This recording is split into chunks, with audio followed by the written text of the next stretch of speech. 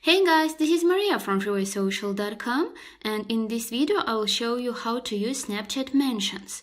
Tagging is one of the tools you can use to make your snaps more engaging. When you mention someone on your snap, Snapchat sends a notification for the user you tag. Follow these steps and you will find out how to mention someone on the snap. Go to the camera screen and create a snap as you will normally do.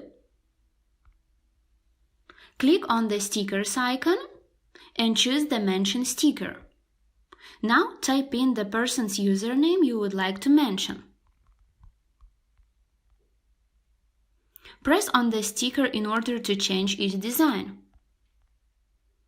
Place the sticker where you want.